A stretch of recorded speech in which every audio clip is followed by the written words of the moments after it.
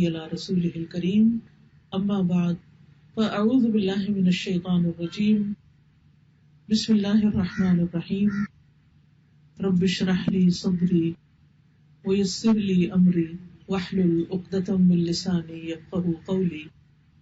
اللہ سبحانہ وتعالیٰ نے ہم انسانوں کو پیدا کیا اور ایک خاص مقصد کے لیے پیدا کیا، اور وہ مقصد یہ تھا کہ ہم میں سے اچھے کام کون کرتا ہے.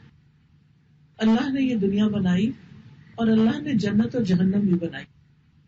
اس دنیا میں انسانوں کو بھیجا اور انہیں آزمایا جا رہا ہے، بلکہ ان کی سلیکشن کی جا رہی ہے کہ کون ان میں سے اچھا ہے جسے جنتوں میں بسایا جا سکے، اور ان میں سے کون اچھا نہیں کہ جو اپنی سزا تک پہنچے.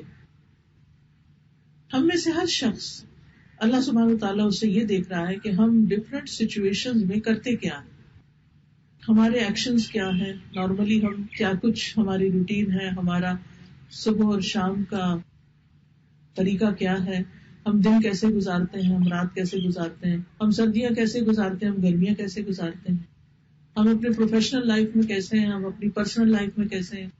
تو یہ ہم سب سے دیکھا جا رہا ہے، اور اس سے کوئی بھی مبرہ نہیں. کوئی عام انسان ہو، کوئی خاص انسان ہو، کوئی جوان ہو، کوئی بوڑھا ہو، سب پر اللہ کی نظر ہے. خود بھی اللہ سبحانہ وتعالیٰ خود ہر ایک کو واچ کر رہے ہیں. ان کل نفس لما علیہا حافظ، کوئی انسان ایسا نہیں کہ جس پر یعنی کوئی نگران نہ ہو، اور وہ نگران حافظ کون ہے؟ وہ اللہ سبحانہ وتعالیٰ خود ہی ہے. اسی طرح ہر انسان کے ساتھ اس نے 2 فرشتے رکھے ہیں جن کو کرامن کاتبین کہا جاتا ہے، یعنی معزز فرشتے. یہ فرشتے جو ہیں یہ انسان کے ہر عمل کو لکھ رہے ہیں. جو کچھ بھی ہم کرتے ہیں وہ سب کا سب لکھا جا رہا ہے، حتیٰ کہ ہمارے منہ سے ایک آہ بھی نکلتی ہے، ہائے بھی نکلتی ہے، وہ بھی لکھ لیتے ہیں. چاہے ہم کوئی کام کی بات کریں یا بیکار کی بات کریں، وہ سب لکھا جاتا ہے.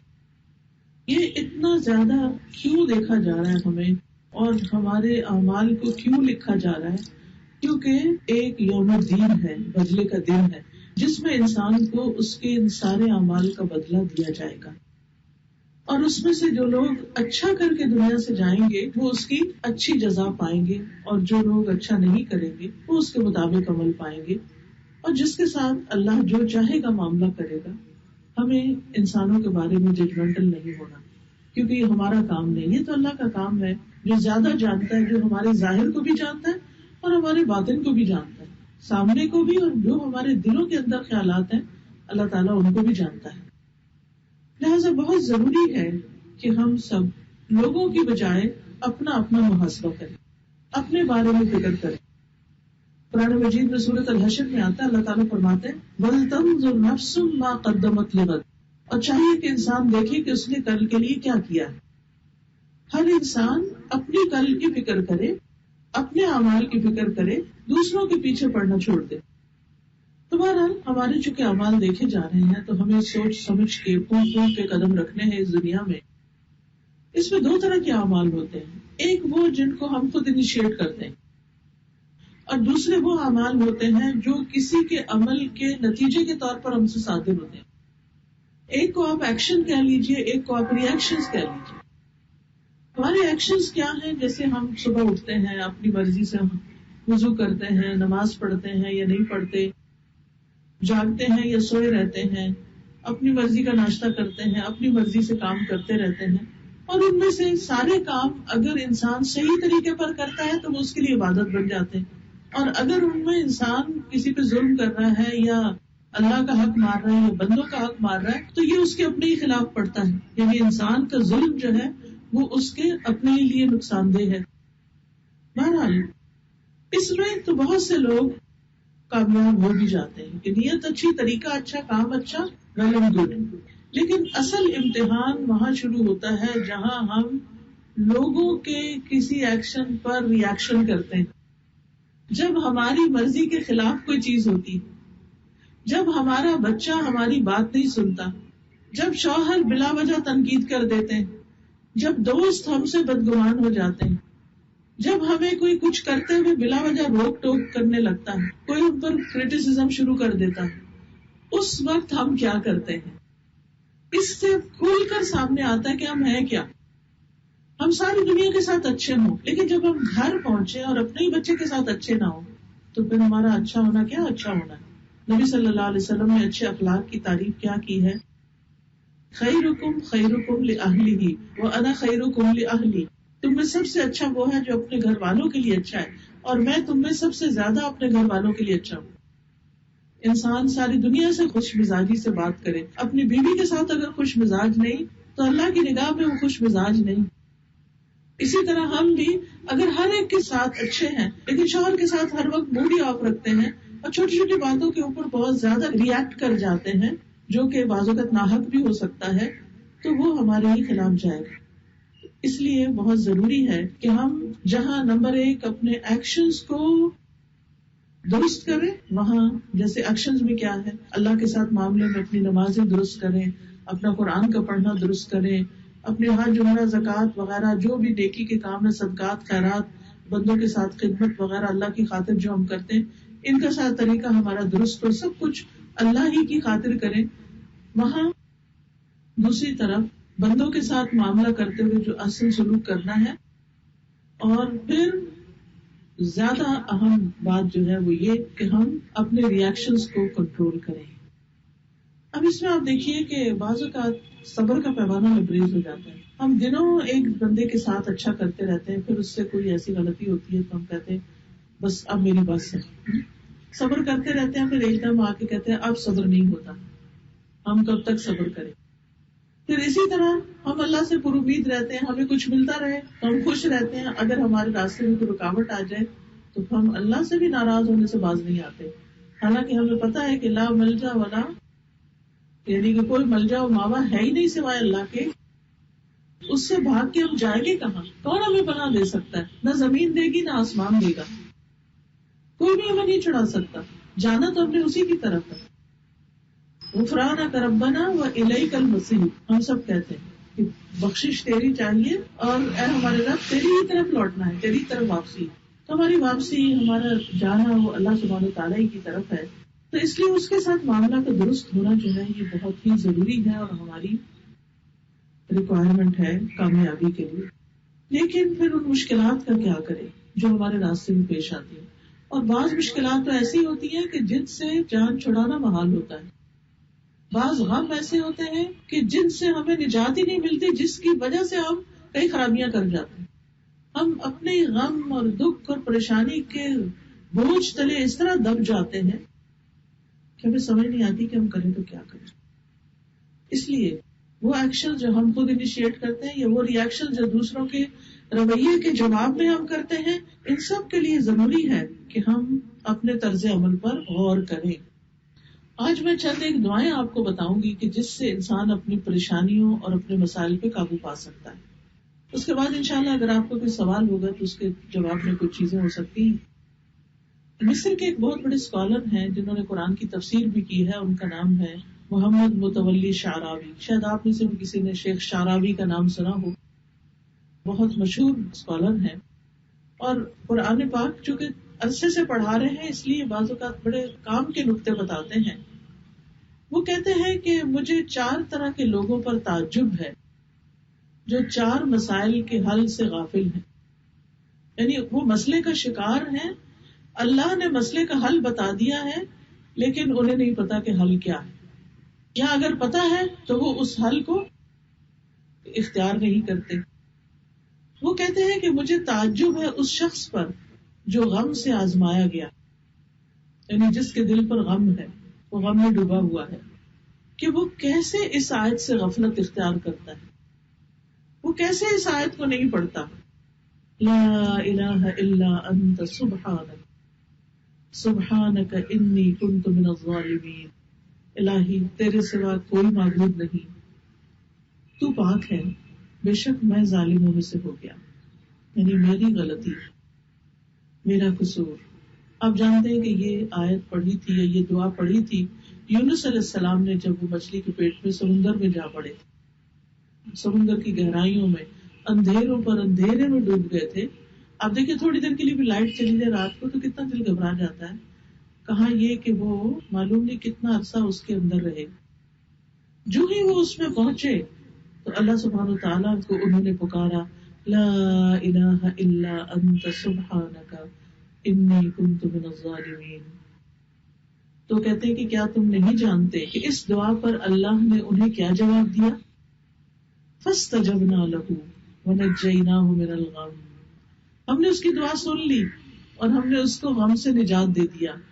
وَكَذَلِكَ نُنْجِي الْمُؤْمِنِينَ. اسی طرح ہم مومنوں کو نجات دیں گے. یعنی جو بھی شخص غم میں مبتلا ہوگا اگر وہ اسی کلمے کے ذریعے اللہ کی مدد مانگتا ہے تو ہم اس کی مدد کریں گے, ہم اس کو نجات دیں گے, ہم اسے مشکل سے نکالیں گے.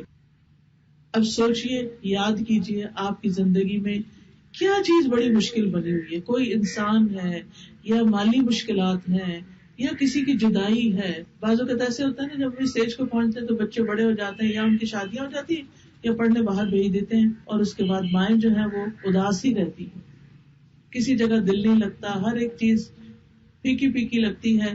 اپنی زندگی بچوں کے پیچھے گھلا ڈالتے ہیں. وہ خوش ہیں تب بھی, وہ خوش نہیں تب بھی, وہ چھوٹے ہیں تب بھی. ماؤں کا تو سب سے بڑا غم اولادی بن جاتا ہے.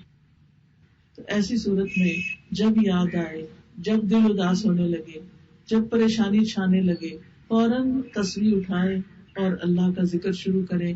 لا الہ الا انت سبحانک انی کنت من الظالمین کا ورد کرنا شروع کر دیں. اب اس میں آپ دیکھیے کہ بعض اوقات ہم پڑھتے ہیں لیکن خود ساختہ طریقے اختیار کیے ہوئے. کہیں میں نے دیکھا کہ لوگوں نے پانی کے پیالے رکھے اور اس میں تسبیحیں ڈبوئی ہوئی ہوں اور ان پہ پڑھ رہے ہیں. یہ بھی ایک خود ساختہ تکلف کی بات ہے. اس کی کوئی ہمیں نہ طریقہ بتایا گیا اور نہ ہی کچھ کہا گیا, بس صرف یہ جملہ دہرانا ہے اور اسی جذبے اور اسی خشوع اور اسی سنجیدگی اور اسی اخلاص کے ساتھ پڑھنا ہے جس کے ساتھ یونس علیہ السلام نے پڑھا تھا. اور وہ کیا تھا کہ دل کی گہرائیوں سے. آپ دیکھیے کہ جو شخص کسی قید خانے میں ہو, کوئی شخص کہیں کنفائن ہو گیا ہو, کہیں پھنس گیا ہو, کبھی ہو سکتا ہے آپ کسی لفٹ میں چڑھے اور وہاں بجلی چلی گئی اور لفٹ کا دروازہ اندھیرے میں بند ہو گیا ہو. کچھ لوگوں کو ایسا فوبیا بھی ہوتا ہے کہ وہ بند جگہ پہ نہیں جا سکتے, اور کہیں واش روم کی کنڈی کھٹک گئی اور وہ کھل نہ رہی ہو یا دروازہ نہ کھل رہا ہو تو دل کا حال کیا ہوتا ہے. تو یونس علیہ السلام کے تو مچھلی کے پیٹ میں چلے گئے تھے, وہاں تو نہ کنڈی تھی نہ دروازہ تھا, نہ کچھ توڑ سکتے تھے نہ کچھ, اور اگر باہر نکلتے بھی تو کہاں جاتے, سمندر کی گہرائیوں میں بچنے کا کوئی راستہ نہیں تھا. اور یہ سچی سٹوری ہے, سچی بات ہے. اس جگہ سے اللہ نے ان کو نکالا, چونکہ مچھلی کے پیٹ میں اسٹمک میں ایسڈ ہوتا ہے, لہٰذا ان کا جسم جو تھا وہ کچھ اسکن ڈیزیز ان کو ہو گئی, اس سے اسکن پرابلم ہو گیا. تو اللہ کے حکم سے مچھلی نے ان کو کنارے میں لا کے اگل کے ڈالا. اللہ نے ان کے اوپر ایک بیل اگائی, کدو کی بیل تھی, جس سے انہوں نے پھر کھایا بھی اور اس کا سایہ بھی انہیں ملا. اور کس طرح اللہ نے ان کو اس مشقت سے نجات دے دی. فاستجبنا لہ ونجیناہ من الغم وکذالک ننجی المؤمنین. یہ جو جملہ ہے نا, وکذالک ننجی المؤمنین, اسی طرح ہم مومنوں کو, ایمان والوں کو بچا لیا کرتے ہیں, ان کو بھی نجات دیتے ہیں. اس میں خوشخبری ہے ہم سب کے لیے. یاد رکھیے شیطان خوش ہوتا ہے بندے کو غمگین کر کے, کیونکہ وہ دشمن ہے نا. کسی کا بھی دشمن کیا چاہتا ہے کہ جس سے اس کی دشمنی ہے اس کی زندگی میں کوئی خوشی نہ ہو, اس سے حسد کرتا ہے, اس کو تکلیف دیتا ہے, اس کو پریشان رکھتا ہے. شیطان بڑا خوش ہوتا ہے جب مومن غمگین ہوتا ہے. تو ہم نے اپنے دشمن کو خوش نہیں ہونے دینا. آپ دیکھیے بعض اوقات ہمیں پتا ہوتا ہے نا کہ کچھ لوگ جو ہیں ہمیں واچ کر رہے ہوتے ہیں اور وہ ہماری کسی خوشی سے خوش نہیں ہوتے, تو ہم ان کے سامنے اپنے آپ کو اور کمپوز کر لیتے ہیں اور ظاہر ہی نہیں ہونے دیتے کہ ہمیں کوئی کمی ہے یا ہمیں کوئی تکلیف ہے. ہم اپنے اوپر ایک ایسی کیفیت لاتے ہیں کہ کوئی ہمیں یہ نہ کہے کہ یہ پریشان ہے. تو مزہ آیا کہ پریشانی آئی اس پر. تو کسی دشمن کو اپنے اوپر ہنسنے نہیں دیتے, تو ہم شیطان دشمن کو اپنے اوپر کیوں ہنسنے دیں. کسی بھی غم اور پریشانی کو یاد کر کے پڑھیے لا الہ الا انت سبحانک انی کنت من الظالمین. سبحانک, تو پاک ہے. یعنی اگر مجھ پہ یہ مصیبت آئی ہے تو میں تجھے بلیم نہیں کرتی. کچھ لوگ تو اللہ کو بلیم کرنے لگتے ہیں, وائی می. نہیں, اللہ اس میں کوئی ضرور حکمت ہے. آپ دیکھیے کہ سونے کو جب خالص کرنا ہو تو اسے بھٹی میں ڈالا جاتا ہے, اسے پگھلایا جاتا ہے, اسے سخت گرم کیا جاتا ہے. اسی طرح جس انسان کو سونا بنانا ہو اللہ اس کو مشکل میں ڈالتے ہیں. کہ اس کے سارے میل کچیل، اس کی بری عادتیں، اس کی کمی بیشی ختم ہو جائے اور یہ نکھر کے میچور ہو کے باہر آئے. تو اس لیے بہت ضروری ہے کہ ہم یہ کلمہ پڑھنا نہ بھولیں. لیکن ہوتا پتہ کیا، ہمارے یہاں رواج یہ ہے کہ جب کسی کو مشکل آتی ہے وہ لوگوں کو اکٹھا کر لیتے ہیں، انہیں 1.25 روپیہ دے کے بٹھا دیتے ہیں، خود کچن میں چلے جاتے ہیں، خود کھانا پینے کا ارینجمنٹ کرنے لگتے ہیں، لوگوں کو ویلکم کر رہے ہوتے ہیں اور لوگوں سے پڑھوا رہے ہوتے ہیں، اور لوگ اپنے لیے پڑھ رہے ہوتے ہیں لا الہ الا انت سبحانک انی کنت من الظالمین، میں ظالم. تو گھر والے کو کیا ملا اس سے؟ جو پڑھے گا اسی کو ملے گا نا. تو ہمیں ان معاملوں میں صرف آنکھیں بند کر کے نہیں چلنا چاہیے، سوچنا بھی چاہیے کہ ہم کیا کر رہے ہیں. تو لا الہ الا انت سبحانک، تو پاک ہے، انی کنت من الظالمین، میرا قصور ہے، میری غلطی ہے. یاد رکھیے ہم پر جو آزمائشیں اور تکلیفیں اور غم آتے ہیں اکثر وہ ہماری اپنے ہاتھوں کی کمائی ہوتی ہے. قرآن مجید میں آتا ہے وَمَا أَصَابَكَ مِن مُّصِيبَةٍ فَمِن نَفْسِكَ، تمہیں جو بھی مصیبت پہنچی ہے وہ تمہارے نفس کی طرف سے. ایک اور جگہ پڑھتا فَبِمَا كَسَبَتْ أَيْدِيكُمْ، تمہارے اپنے ہاتھوں کی کمائی ہے. ہم انسان ہیں، ہم سے غلطیاں ہوتی، دن رات غلطیاں ہوتی ہیں. اللہ تعالیٰ کیا چاہتا ہے کہ ہمیں پاک کر دے. قرآن مجید میں وعدہ بھی کیا گیا ہے قد افلح من تزکا، یقیناً کامیاب ہو گیا جو پاک ہو گیا. تو اللہ سبحانہ تعالیٰ ہمارا تزکیہ بھی کرتا ہے مشکل میں ڈال کے. لیکن ہم کمزور بندے نا، زیادہ دن ہم سے مشکل برداشت نہیں ہوتی، تو ہم اللہ سے اور قریب ہوتے ہیں، پھر دعا کرتے ہیں کہ اللہ تو مجھے اس سے باہر نکال دے. پھر اسی طرح وہ کہتے ہیں مجھے تعجب ہے اس شخص پر جو بیماری سے آزمایا گیا کہ وہ کیسے اس دعا سے غفلت کرتا ہے رب انی مسنی الضر وانت ارحم الراحمین، اے میرے رب مجھے یہ بیماری لگ گئی ہے اور تو رحم کرنے والوں میں سے سب سے زیادہ رحم کرنے والا، تو سب سے زیادہ مہربان ہے، تو اس بیماری کو دور کر سکتا ہے، تو اس تکلیف کو دور کر سکتا ہے. لیکن آپ دیکھیے کہ ہم اپنی بیماری میں اور پتہ نہیں کیا کچھ کرتے رہتے ہیں، اس ڈاکٹر کے پاس جا، اس کے پاس جا، یہ وظیفہ کر، وہ کر. یہ جو دعا ہے اس کو پڑھنا بھول جاتے، شیطان ہمیں بھلوا دیتا ہے. یہ کس نے پڑھی تھی دعا؟ ایوب علیہ السلام نے. پھر کیا ہوا؟ اللہ سبحانہ تعالیٰ نے فرمایا فاستجبنا له وکشفنا ما به من ضر، تو ہم نے اس کی دعا سن لی اور اس کی جو تکلیف تھی اس سے دور کر دی. کہا جاتا ہے کہ 18 سال تک وہ بیماری میں مبتلا رہے اور اسکن ڈیزیز تھی، سب لوگ ان کو چھوڑ گئے تھے، حتیٰ کہ ان کے اپنے گھر والے بھی، کوئی بھی ان کے پاس نہیں تھا. تو پھر کیا ہوا؟ اللہ سبحانہ تعالیٰ نے ان کی دعا سنی، فَكَشَفْنَا مَا بِهِ مِن ضُرٍّ، اللہ نے ان کی بیماری دور کر دی. تو ہمیں بھی کیا کرنا چاہیے؟ بیماریوں کے علاج کے لیے اس وظیفے کو اختیار کرنا چاہیے، یعنی اس دعا کو کثرت سے پڑھنا چاہیے. اچھا کچھ لوگ کہتے ہیں ہم دعا پڑھتے ہیں ہماری دعا نہیں سنی جاتی. ہم دیکھیے یہ تو ایسے ہی جیسے کوئی کہے کہ ہم کھانا پکاتے ہیں ہمارا کھانا ہی نہیں پکتا. نہیں، کوئی نہ کوئی وجہ ہوگی، یا تو چولہا نہیں جلایا آپ نے، یا پھر یہ ہے کہ صحیح انگریڈینٹس نہیں ڈالے، کہیں کوئی نہ کوئی کمی ہے. تو اسی طرح جب ہماری دعا نہیں سنی جاتی تو ایسا نہیں اللہ نہیں سنتا، ہمارے مانگنے میں کمی ہوتی ہے، ہم صحیح طور پر نہیں مانگتے، ہم بعض اوقات خود ساختہ طریقوں سے مانگ رہے ہوتے ہیں. تو مانگیے شوق کے ساتھ، والہانہ انداز میں، رو کر، سجدے میں پڑھ کے، قبولیت کے اوقات میں، درود شریف پڑھ کے، تاکہ دعا سنی جائے. یہ کیسے ہو سکتا ہے کہ اللہ نہ سنے جو السمیع البصیر ہے؟ وہ ضرور سنتا ہے، وہ ہر دعا سنتا ہے اور اس کا جواب بھی دیتا ہے. قرآن مجید میں فرمایا وَإِذَا سَأَلَكَ عِبَادِي عَنِّي فَإِنِّي قَرِيبٌ أُجِيبُ دَعْوَةَ الدَّاعِ إِذَا دَعَانِ، میرے بندے جب آپ سے میرے بارے میں پوچھتے ہیں تو بتا دیجیے کہ یقیناً میں قریب ہوں، میں جواب دیتا ہوں پکارنے والے کی پکار کا. جب بھی وہ مجھے پکارتا ہے اللہ تعالیٰ جواب دیتا ہے کہ ہاں میرے بندے. پھر کبھی تو اس کی وہ تکلیف دور ہو جاتی ہے، کبھی اس کو تھوڑے دیر سے ٹھیک کیا جاتا ہے، کبھی اس کا بدلہ آخرت میں دیا جاتا ہے. یہ نہیں ہوتا کہ دعا سنی نہ جائے، سنی جاتی ہے. قبولیت میں کبھی وہی چیز ملتی ہے، کبھی اس سے بہتر چیز مل جاتی ہے، کبھی کوئی بلا ٹل جاتی ہے، کیونکہ ہمیں نہیں پتا ہوتا نا کہ ہمیں کیا چاہیے. ہم سوچتے ہیں ہمیں اچھا گھر چاہیے، یہ نہیں پتا کہ اس گھر میں جاتے ہی کوئی حادثہ ہو سکتا ہے، اللہ نہ کرے. تو اللہ تعالیٰ وہ دعاؤں کی وجہ سے اس حادثے سے بچا لیتے ہیں ہمیں، اور اس گھر کے ملنے میں تاخیر ہو جاتی. کبھی کہیں جانا ہوتا ہے بلا وجہ ہی لیٹ ہو جاتے ہیں، ہو سکتا ہے اللہ نے کسی راستے میں ایکسیڈنٹ سے بچایا ہو. تو اللہ کے جو فیصلے ہیں نا ان پہ راضی ہونا چاہیے. جو بندہ اللہ سے راضی ہوتا ہے نا اللہ اس سے راضی ہو جاتا ہے. وہ جو دعا نا صبح شام پڑھنا چاہیے، رضیت باللہ ربا وبالاسلام دینا وبمحمد النبی، میں اللہ کے رب ہونے پہ راضی ہو گئی اور محمد صلی اللہ علیہ وسلم کے رسول ہونے پہ اور اسلام کے دین ہونے پہ میں راضی ہو گئی. تو اللہ سے راضی رہنا چاہیے. اور اس سے ناراض ہو کے کس کے پاس جائیں گے؟ بندے سے ناراض ہو گے تو اللہ کے پاس جاتے ہیں نا، اس کو شکایت لگاتے ہیں، اللہ تیرے بندے میرے ساتھ یہ سلوک کر رہے ہیں، تو ان کو ہدایت دے. لیکن اگر اللہ ہی سے ناراض ہو گئے تو کون سنبھالے گا ہمیں؟ کوئی بھی نہیں ہے پھر.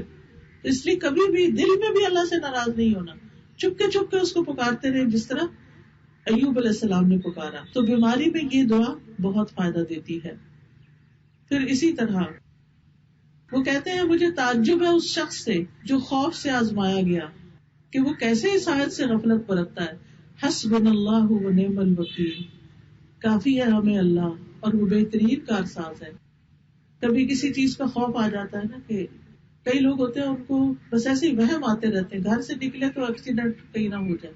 کوئی ضروری ہے ہر سے کتنے لوگ نکلے ہو کیا سبھی کا ایکسیڈنٹ ہو رہا ہے؟ وہ ہمیں تو وہم بھی ہوتے ہیں. لیکن بہرحال ان وہموں کے علاوہ بھی انسان کیا کرے، اپنے رب کو پکارتا رہے. اور جب دل میں خوف آئے، پلے باندھ لے بات، جب دل میں خوف آئے کسی بھی قسم، عورتوں کو اکثر خوف رہتا ہے ہمارا ہسبینڈ دوسری شادی نہ کرے، کسی کو خوف ہوتا ہے کہ پتہ نہیں میرے بچہ نہ مر جائے، کسی کو خوف ہوتا ہے کہ پتہ نہیں وہ میرے فلاں مجھ میں جادو نہ کرتے، کبھی کہیں ہماری بزنس سے نہ چلا جائے، کہیں ہماری جاب نہ چلی جائے، پتہ نہیں یہ ہو جائے گا وہ ہو جائے گا. جب بھی خوف آئے تو کیا پڑھے؟ حسبی اللہ و نعم الوکیل، کافی ہے مجھے اللہ. اللہ ہے نا، جب اللہ ہے تو وہ بچائے گا نا، مشکل آسان ہو جائے گی. تو حسبی اللہ و نعم الوکیل بہترین تسبیح ہے کہ کافی ہے مجھے اللہ. اور یہ جو نبی صلی اللہ علیہ وسلم نے پڑھا تھا حسبنا اللہ و نعم الوکیل، یہ ایک جنگ کے موقع پر پڑھا تھا جس میں دشمنوں کے مقابلے کے لیے آپ گئے تھے لیکن وہ دشمن بھاگ گئے. اللہ تعالیٰ فرماتا ہے فانقلبوا بنعمت من اللہ وفضل لم یمسسہم سوء، پس وہ اللہ کی نعمت اور فضل کے ساتھ واپس لوٹے اور انہیں کوئی تکلیف نہ پہنچی. کہتے ہیں کہ وہاں کافی بزنس ہوا اور بہت سا مال کما کے کئی چیزیں خرید کے واپس اپنے گھروں کو گئے. ایکسپیکٹڈ تھی جنگ اور جنگ کی بجائے وہاں بزنس ہو گیا. لیکن جب لوگوں نے انہیں ڈرایا تھا کہ تمہارا دشمن آ رہا ہے تم پر، تو انہوں نے کہا حسبنا اللہ و نعم الوکیل. اور یہ جنگ احد کے بعد کا واقعہ ہے جب زخموں سے چور تھے وہ لوگ اور پھر بھی دشمن کے مقابلے کے لیے گئے تو اللہ نے ان کی مدد کی. ابراہیم علیہ السلام کو جب آگ میں پھینکا گیا تو اس وقت انہوں نے کہا حسبی اللہ و نعم الوکیل. تو اللہ سبحانہ وتعالیٰ نے کس طرح ان کو بچایا آگ سے. آگ ہی ان کے لیے باغ بن گئی، آگ ٹھنڈی ہو گئی. پھر اسی طرح وہ کہتے ہیں مجھے تعجب ہے اس پر جو لوگوں کے مکر سے آزمایا گیا، کہ لوگ اس کے خلاف چالیں چلتے ہیں. ادھر سے لیگ پولنگ ہو رہی ہے، ادھر سے کوئی سیاست کھیلی جا رہی ہے، ادھر سے کسی کو ڈی گریڈ کیا جا رہا ہے، ادھر سے کوئی مسئلہ کھڑا کیا جا رہا ہے. آپ دیکھیں کہ ہمارے ملک میں خاص طور پر افسوس کے ساتھ کہنا پڑتا ہے کہ کوئی کہیں بھی چین سے بیٹھ کے کوئی کام نہیں کر سکتا، کوئی بڑی کرسی ہو یا چھوٹی کرسی ہو. یعنی کہیں بھی انسان ہو تو اس کو اطمینان نہیں ہوتا کہ میں یہاں جو بیٹھ کے کروں گا وہ کسی پائے بھی چڑھے گا، کسی سرے چڑھے گا یا کچھ. کہیں نہ کہیں سے کوئی نہ کوئی چالیں اندر سے یا باہر سے چلی جاتی. اسی طرح گھروں کے اندر بھی ایسے مسائل ہوتے ہیں، میاں بیوی کو چین سے رہنے نہیں دیتے. کوئی ادھر سے چال چل رہا ہے، کوئی ادھر سے چال چل رہا ہے، کوئی کسی کو کسی اپنے ہی قریبی بہن بھائیوں سے خطرہ ہے، کسی کو اپنے نند سے خطرہ ہے، کسی کو ساس کا مسئلہ ہے، کہیں ساس کو بہو کا مسئلہ ہے. تو اس میں عموماً لوگوں کو شکوہ ہوتا ہے کہ ہم ہسبینڈ وائف تو ٹھیک ہے، وہ لوگ فلاں لوگ جب آتے ہیں تو ان کا موڈ خراب ہو جاتا ہے، ہمارے تعلقات خراب ہو جاتے ہیں. تو ایسے موقعوں پر بھی خوف اپنے اندر سے نکالیے، اپنا معاملہ اللہ کے سپرد کر دیجیے. اس میں آپ دیکھیے کہ وَأُفَوِّضُ أَمْرِي إِلَى اللَّهِ إِنَّ اللَّهَ بَصِيرٌ بِالْعِبَادِ. یہ کس نے پڑھا تھا؟ یہ کلمہ کس نے پڑھا تھا کہ میں اپنا معاملہ اللہ کے سپرد کرتا ہوں؟ اللہ اپنے بندوں کو دیکھنے والا ہے. یعقوب علیہ السلام نے جب انہوں نے اپنا معاملہ اللہ کے سپرد کر دیا. تو بات یہ ہے کہ بہت دفعہ ایسا ہوتا ہے کہ اپنے ہی پیارے. اب دیکھیں یعقوب علیہ السلام کس سے آزمائے گئے تھے؟ اپنے بیٹوں سے، کہ جنہوں نے اپنے ہی بھائی کو اٹھا کے کنویں میں پھینک دیا تھا. کبھی ایسا بھی ہوتا ہے اپنی اولاد آزمائش بن جاتی ہے، اپنی اولاد ہی مصیبتیں کھڑی کر دیتی ہے، اپنی اولاد ہی دشمن بن جاتی ہے. اور اس سے بڑا غم کوئی نہیں ہو سکتا کہ جن کو پلکوں پہ پالا، ہر کوئی دکھ تکلیف نہ ہونے دی، وہی کھڑے ہو گئے تکلیف دینے کے لیے. یہ بہت بڑا غم ہوتا ہے. لیکن انسان جب اپنا معاملہ اللہ کے سپرد کر دیتا ہے، اللہ اس کے لیے کافی ہو جاتا ہے. یا اللہ یہ معاملہ مجھ سے نہیں سنبھلتا، یہ میرے قابو میں نہیں، یہ میرے پاس میں نہیں، تو ہی ان کو سنبھال، تو ہی ان کو ہدایت دے. تو اللہ سبحانہ وتعالیٰ اس معاملے کو اپنے ذمے لے لیتا ہے. اللہ سبحانہ وتعالیٰ نے کیا فرمایا؟ فَوَقَاهُ اللَّهُ سَيِّئَاتِ مَا مَكَرُوا، کہ اللہ نے انہیں تمام چالوں سے محفوظ رکھا جو انہوں نے سوچ رکھی تھی. تو حقیقت یہ ہے کہ اللہ سبحانہ وتعالیٰ ہی بندوں کو ہر معاملے میں نجات دینے والا ہے. تو اس لیے بہت ضروری ہے کہ ہم ہر معاملے میں اللہ سبحانہ وتعالیٰ کی طرف رجوع کریں. دیکھیے غم اور دکھ سے بچنے کے لیے کچھ دعائیں اور بھی ہیں. مثلا ایک دعا ہے اللہ اللہ ربی لا اشرک بہ شیئا، اللہ اللہ میرا رب، میں اس کے ساتھ کسی کو بھی شریک نہیں کرتی. آپ دیکھیے کہ ہم کبھی مال کے نقصان سے دکھی ہوتے ہیں، کبھی اولاد کی وجہ سے ہوتے ہیں، کبھی بیماری کی وجہ سے ہوتے ہیں، کبھی کسی چیز سے، کبھی کسی چیز سے. اللہ سبحانہ و تعالیٰ جانتا ہے کہ جب اللہ نے بندے کو نا اپنے لیے بنایا ہے، اپنے لیے پیدا کیا ہے. فرمایا وما خلقت الجن والانس الا لیعبدون، کہ میں نے جن و انس کو اپنی عبادت کے لیے پیدا کیا. اب بندہ جب اللہ کی عبادت چھوڑ کے اور چیزوں کی طرف زیادہ لگ جاتا ہے، تو جس چیز سے وہ اللہ سے بڑھ کے محبت کرتا نا، اللہ تعالیٰ اسی چیز سے اس کو توڑتا ہے. یہ بات یاد رکھیے گا زندگی میں، جس سے ہم محبت زیادہ کرتے ہیں نا، اللہ اسی کے ذریعے ہمیں آزما لیتا ہے. یعقوب علیہ السلام بھی حضرت یوسف سے بہت محبت کرتے تھے، اللہ نے ادھر سے آزمائش بھیجی تھی. جن چیزوں سے، چاہے مال و دولت ہو، چاہے اولاد ہو، چاہے چیزیں ہو، کیونکہ ایمان کی علامت کیا ہے؟ والذین آمنوا اشد حبا للہ، ایمان والے اللہ کی محبت میں سب سے زیادہ شدید ہوتے ہیں. تو جہاں کوئی اللہ سے زیادہ پیارا ہوا، اللہ اسی سے توڑ دیتا ہے بندے کو. تو بندہ پھر کیا پڑھے؟ اللہ میں کسی کو تیرے شریک نہیں کرتا، تو سب سے زیادہ مجھے عزیز ہے، سب سے زیادہ میں تجھ پر ایمان رکھتا ہوں. تو اللہ اللہ ربی، آپ سب پڑھیے اللہ اللہ ربی لا اشرک بہ شیئا، اللہ اللہ ربی لا اشرک بہ شیئا، اللہ اللہ ربی لا اشرک بہ شیئا. جب تک دل سے غم ہٹے نا، پڑھتے رہے پڑھتے رہے، آپ دیکھیں گے آپ کا دل ہلکا ہو جائے گا. دیکھیے ہم باہر کا موسم نہیں بدل سکتے. مثلا سورج نکلا ہوا، دھوپ ہے، ہم یہ نہیں کر سکتے کہ سورج کے آگے کچھ، ہم اپنے آپ کو بچاؤ کر لیتے ہیں، چھاؤں میں چلے جاتے ہیں.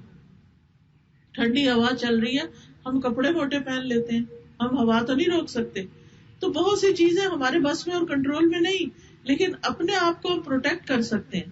کبھی اللہ کے ذکر سے، اللہ کے کلمات سے، اللہ کو پکار کے، اللہ کی مدد اور اللہ کی حفاظت سے.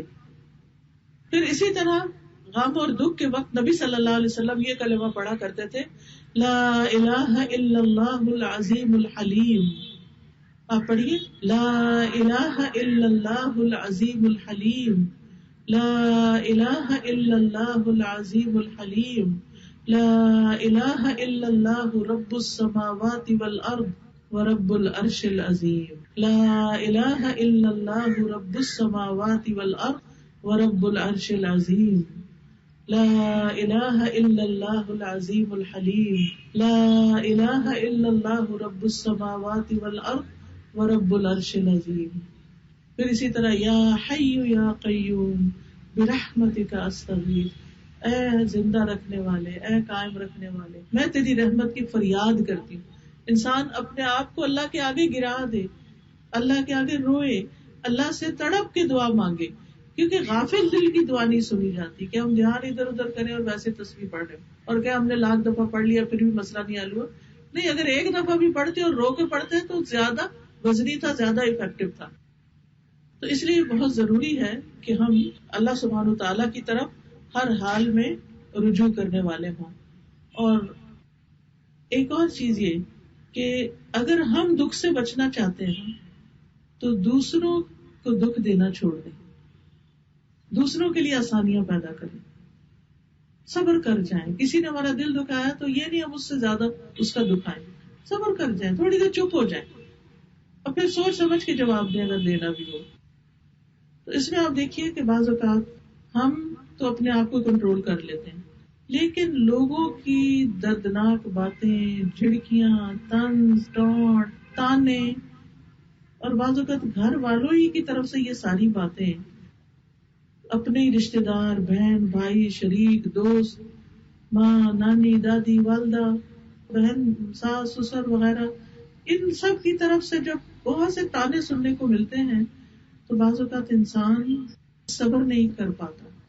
جہاں سے میں نے شروع کیا اختتام پر وہی بات کروں گی کہ صبر نہیں کر پاتا, اور انسان کے دل میں ایسا درد پیدا ہو جاتا ہے کہ جس سے چھٹکارا مشکل ہوتا ہے. تو پھر یہ ہے کہ یہ جو دل تیروں سے چھلنی ہو چکا ہے, اس کے لیے ہم کیا کریں؟ اس مرض کا کوئی علاج ضروری ہوتا ہے. اور پھر آپ دیکھیے کہ بعض اوقات صرف روحانی مرض نہیں رہتا, وہ جسمانی بھی بن جاتا ہے. ہمارے اعصاب بھی متاثر ہوتے ہیں, ہماری عقل بھی متاثر ہوتی ہے. اور جب لوگ اس طرح کی باتیں کرتے ہیں تو ان کے پیچھے ان کی بری نیتیں, مکر, فریب, چال, حسد, بغض, دشمنی, کئی چیزیں ہوتی ہیں. تو یاد رکھیے کہ اس کا بھی حل ہے. اور یہ جو کلمات میں نے آپ کو بتائے ہیں, اس کے علاوہ قرآن مجید میں تسبیح کا ذکر ہے سورۃ الحجر میں. وَلَقَدْ نَعْلَمُ أَنَّكَ يَضِيقُ صَدْرُكَ بِمَا يَقُولُونَ, ہم جانتے ہیں کہ آپ کا سینہ تنگ ہوتا ہے لوگوں کی باتوں سے. یہ باتیں جو لوگ بناتے ہیں آپ کے دل کو تنگ کرتی ہیں, تو آپ اس کا علاج کیا کریں؟ وَلَقَدْ نَعْلَمُ أَنَّكَ يَضِيقُ صَدْرُكَ بِمَا يَقُولُونَ فَسَبِّحْ بِحَمْدِ رَبِّكَ وَكُن مِّنَ السَّاجِدِينَ. تو آپ اس کے جواب میں کیا کیجیے؟ تسبیح کیجیے اور سجدے کیجیے, سجدہ کرنے والوں میں شامل ہو جائے. نماز آپ کی آنکھوں کی ٹھنڈک بن جائے, نماز سے مدد لے. وَاسْتَعِينُوا بِالصَّبْرِ وَالصَّلَاةِ. تو دل کی تنگی کا علاج تسبیح اور نماز میں بھی ہے. یعنی سبحان اللہ, سبحان اللہ, سبحان اللہ, سبحان اللہ, الحمدللہ, خاص طور پر صبح اور شام کے اوقات میں. یعنی سورج نکلنے سے پہلے, سورج غروب ہونے سے پہلے 100 دفعہ سبحان اللہ و بحمدہ, سبحان اللہ و بحمدہ. انسان کے گناہ اگر سمندروں کی جھاگ برابر ہو تو وہ بھی صاف ہو جاتی. یہ گناہوں کی معافی کا ذریعہ ہے, اور جب گناہ معاف ہو گئے تو ہماری مشکلات بھی حل ہو جائے گی. اور پھر آپ دیکھیے کہ نہ صرف یہ کہ لوگوں کی باتوں سے چھٹکارا ہوگا, بلکہ احتیاطی تدابیر میں سے بھی ہے کہ دل اتنا مضبوط ہو جائے گا کہ کسی کی بات اثر بھی نہیں کرے گی. تو ہمیں دراصل خود کو مضبوط کرنا ہے, لوگ نہیں باز آئیں گے, ہم نے اسٹرانگ بننا ہے. اور کوئی شخص اکیلا اسٹرانگ نہیں ہو سکتا جب تک اس کے ساتھ اللہ کی مدد نہ ہو. تو اللہ کی مدد حاصل کرنی ہے ذکر کے ساتھ, نماز کے ساتھ, صدقہ خیرات کے ساتھ, لوگوں کے ساتھ احسان اور بھلائی کے ساتھ. کر بھلا ہو بھلا, احسن کما احسن اللہ الیک. دوسروں کے ساتھ احسان کرے جیسے اللہ نے آپ کے ساتھ کیا. اللہ کی نعمتوں کو یاد رکھے اور اچھی اچھی باتیں زندگی میں سوچے. اچھے لوگوں کی کمپنی اختیار کرے, ایسے لوگوں کے پاس بیٹھے جن کے پاس بیٹھ کر آپ کا دل اچھا ہوتا ہو, آپ کا دھیان بٹتا ہو. تو انشاءاللہ اللہ سبحانہ وتعالیٰ ضرور مدد کرے گا. بس اس کی طرف آنے کی دیر ہے. ایک قدم چل کر آؤ, میں 10 قدم تمہاری طرف آؤں گا. تم چل کر آؤ, میں دوڑ کر آؤں گا. ایسا جواب اور کون دیتا ہے؟ کہ صرف اللہ رب العزت ہی دیتا ہے. لہذا اس کے قریب ہونے کے لیے اس کا ذکر, نماز اور قرآن کا مطالعہ کیجیے, قرآن پڑھیے, قرآن کو سمجھیے. پھر آپ دیکھیں کہ قرآن کیسے آپ کے دل کی بہار بن جاتا ہے. تھوڑا سا ٹائم ضرور. اور اب تو واٹس ایپ وغیرہ اتنی چیزیں ہیں کہ جس سے آپ اگر ایسا گروپ کوئی جوائن کر لیں جس میں ڈیلی آڈیوز شیئر ہوتے ہیں قرآن کے ترجمے, تفسیر کے یا تلاوت کے, تو وہ بھی آپ روزانہ رات لیٹ کے سن لیں, دوپہر کے الولا کے وقت, کسی بھی وقت آپ کھانا پکاتے ہوئے, کہیں بھی کھڑے ہو کے, ڈرائیو کرتے ہوئے, گھر سے آتے جاتے ہوئے, تو آپ دیکھیں گے کہ آپ کا دل آہستہ آہستہ ہلکا ہونا شروع ہو جائے گا. آپ کے بوجھ ہٹنا شروع ہو جائیں گے, کیونکہ اللہ سبحانہ وتعالیٰ فرماتے ہیں کہ وہ شفاء لما فی الصدور, سینوں میں جو کچھ ہے اس کے لیے یہ شفا ہے. تو اللہ تعالیٰ قرآن کو ہمارے دلوں کا نور, ہمارے سینوں کی بہار اور ہمارے سینوں کے لیے شفا بنا دے. وآخر دعوانا ان الحمد للہ رب العالمین. اب اگر کوئی سوال کرنا چاہیں تو آپ کر سکتے ہیں. جی آپ پوچھیے. بالغ ہونے پہ.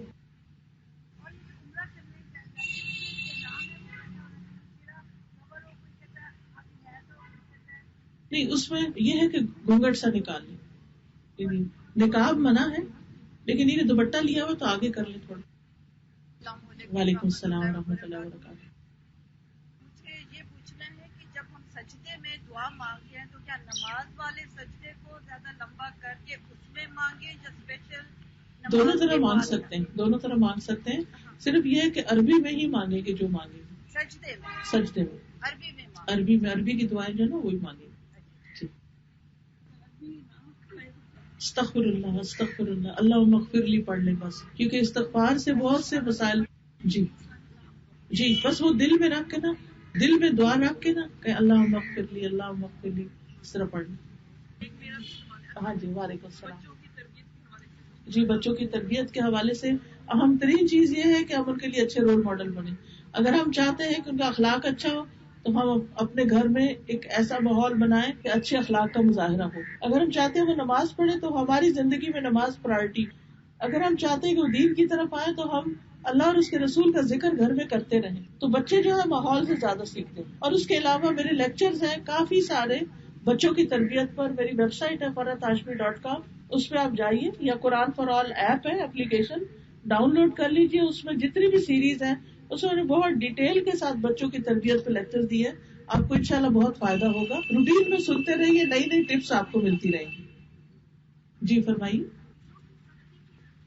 دلوں کی سختی کے لیے موت کو یاد کرنا، یتیم کے سر پہ ہاتھ رکھنا، صدقہ خیرات کرنا. دوسروں کے لیے بھی دعا کریں یا اللہ فلاں کے دل کو نرم کر دے. میری طرف سے اجازت. سبحانک اللہم و بحمدک، اشہد ان لا الہ الا انت، استغفرک و اتوب الیک. السلام علیکم و رحمۃ اللہ وبرکاتہ.